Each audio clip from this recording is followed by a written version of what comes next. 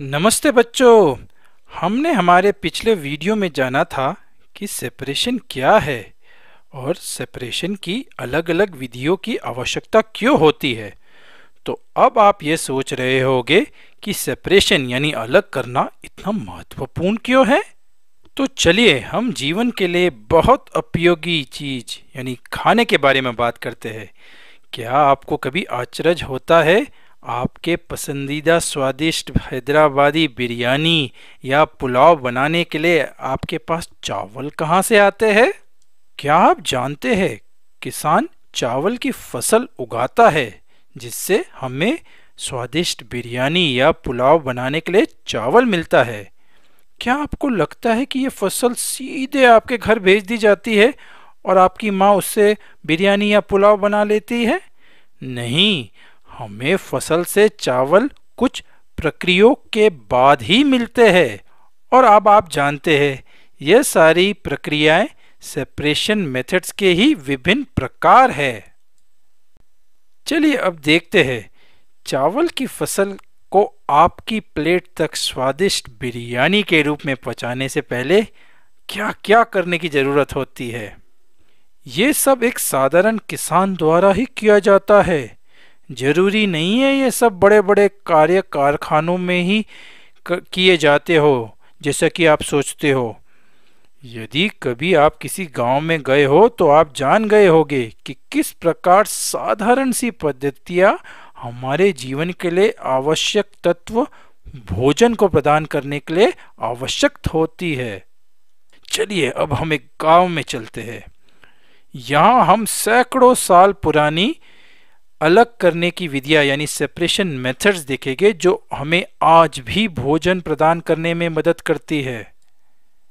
एक किसान को देखते हैं जो धान की फसल में से हमारी बिरयानी या अन्य दूसरे स्वादिष्ट भोजन बनाने के लिए चावल के दाने निकाल रहा है। जब फसल पक जाती है तब किसान फसल की कटाई करता है, लेकिन अभी भी चावल के दाने स्टॉक से जुड़े हैं। हम चावल को स्टॉक के साथ नहीं खा सकते यानी उसकी बाली के साथ नहीं खा सकते, इसलिए इसे स्टॉक से अलग करने की जरूरत होती है। तो हमने देखा कि हर स्टॉक से कई सारे चावल के दाने जुड़े हुए हैं। कल्पना कीजिए खेत में रखे स्टॉक के सैकड़ों बंडलों में कितने चावल के दाने होंगे। इतने सारे बंडलों में से किसान चावल के दाने को कैसे अलग करेगा?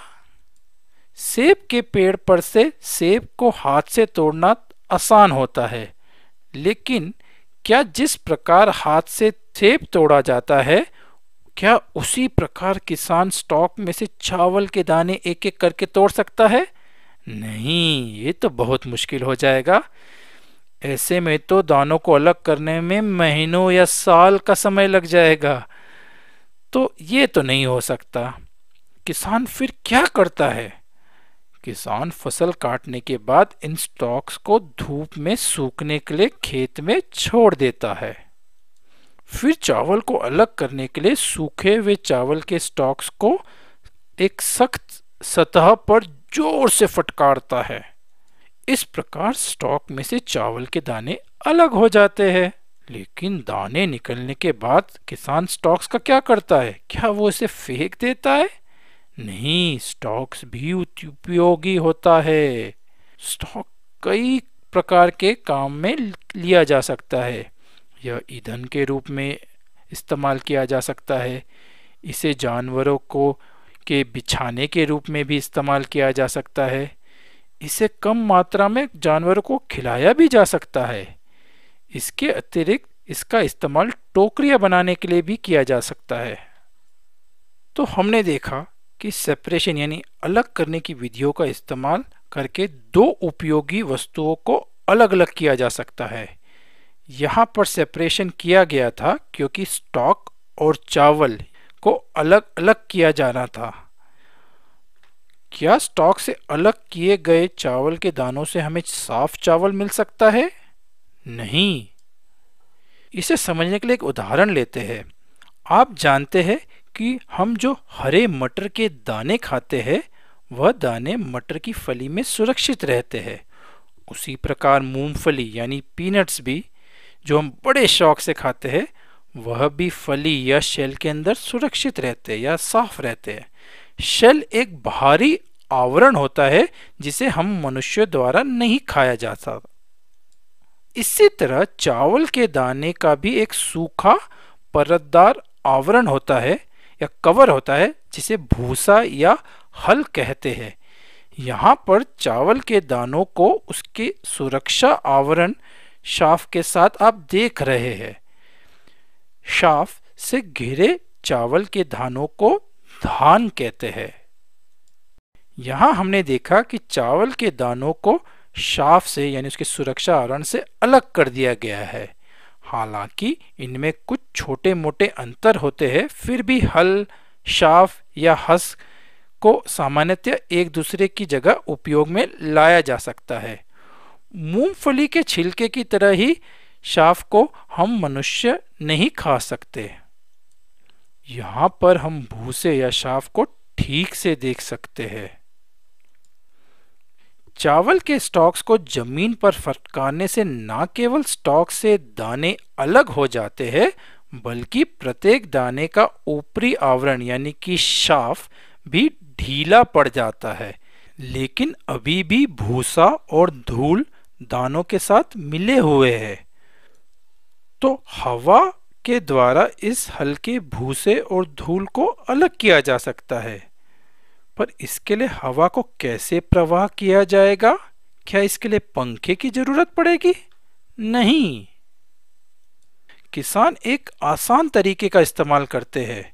किसान एक ऊंचे मचान पर खड़ा हो जाता है और दानों और शाफ के मिश्रण को एक बड़ी थाली में ले लेता है।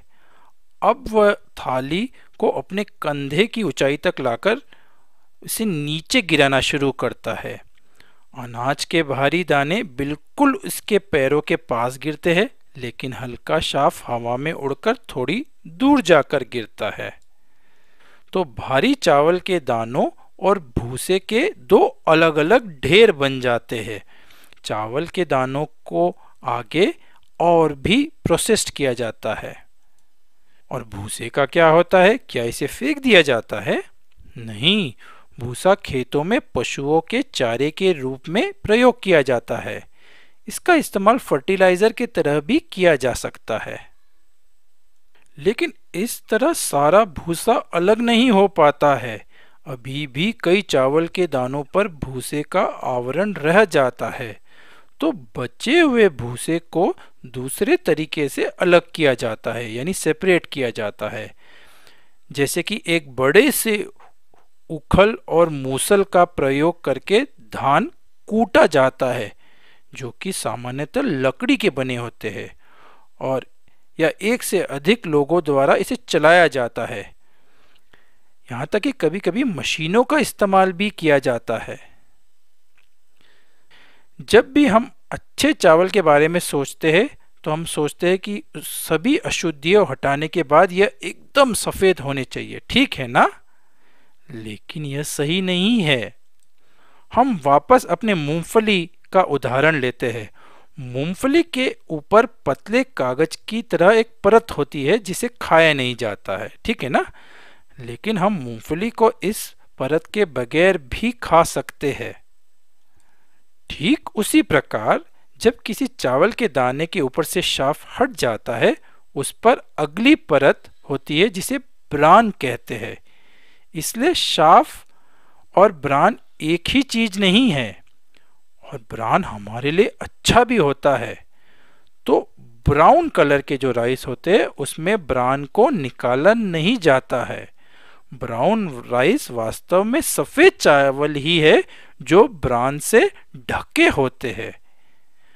ब्रान में फाइबर होता है जो डाइजेशन के लिए या पचाने के लिए बहुत जरूरी होता है।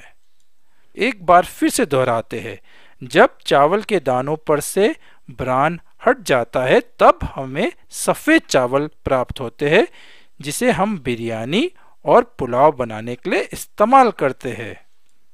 तो अब आप जान गए होंगे ब्राउन राइस और वाइट राइस में क्या फर्क होता है। जो सफ़ेद चावल हम तक पहुंचते हैं उनमें कंकड़ या धूल के कण मिले हो सकते हैं। हमें बस उन कुछ कंकड़ों को अपने हाथ से चुनकर निकालना होता है। इसके बाद क्या चावल साफ हो जाते हैं जिससे हम अपनी स्वादिष्ट बिरयानी बना सकते हैं? नहीं, पकाने के पहले हमारी माँ और भी कुछ करती है। पकाने के पहले चावल को एक बर्तन में लेकर धोकर कुछ देर पानी में भिगोया जाता है। जब बर्तन को टेढ़ा करते हैं तब पानी के साथ धूल, मिट्टी, रेत बर्तन से बाहर चले आते हैं और साफ सफ़ेद चावल पीछे छूट जाता है। अब चावल को आपकी बिरयानी या पुलाव बनाने के लिए इस्तेमाल किया जा सकता है। स्वादिष्ट है, मुंह में पानी अभी से आने लग गया।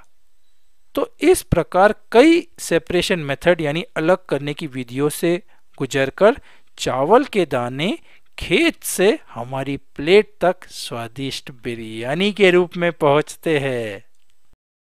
संक्षिप्त में उन सेपरेशन मेथड्स के बारे में एक बार फिर से जानते हैं। सबसे पहले किसान सूखे धान के गट्ठर को जमीन पर फटकारता है। इस विधि को थ्रेशिंग कहते हैं। फिर किसान दानों में से धूल, ढीले हुए हस्क को अलग करता है। इस विधि को विनोइंग कहते हैं। धान से प्राप्त होने वाले चावल में कुछ कंकड़ या अन्य पदार्थ रह जाते हैं जिन्हें हाथों से चुनकर निकाला जाता है। इस आसान विधि को हैंड पिकिंग कहते हैं, यानी हाथ से निकालना। पकाने के पहले चावल को बर्तन में लेकर धोया जाता है और फिर बर्तन को टेढ़ा किया जाता है जिससे धूल, मिट्टी, रेत बर्तन के बाहर निकल जाती है और साफ चावल बर्तन में ही रह जाते हैं। इस सेपरेशन विधि के बारे में हम पहले से ही जानते हैं और इसे डिकेंटेशन कहा जाता है। तो अब आप जानते हैं कि कई सारी सेपरेशन टेक्निक के इस्तेमाल के बाद कई सारे व्यंजन बनाने के लिए चावल हमारे घर तक पहुंचता है। हमने लोगों द्वारा इस्तेमाल किए जाने वाले कई तरीकों के बारे में चर्चा की है। कुछ लोग दूसरी तकनीकों का भी इस्तेमाल करते हैं। आजकल मशीनों का भी इस्तेमाल किया जाने लगा है। उदाहरण के लिए राइस थ्रेशर का उपयोग किया जाता है। धान को हाथ से कूटकर शाफ्ट से अलग करने के बजाय इस काम के लिए राइस हॉलर का इस्तेमाल भी किया जा सकता है।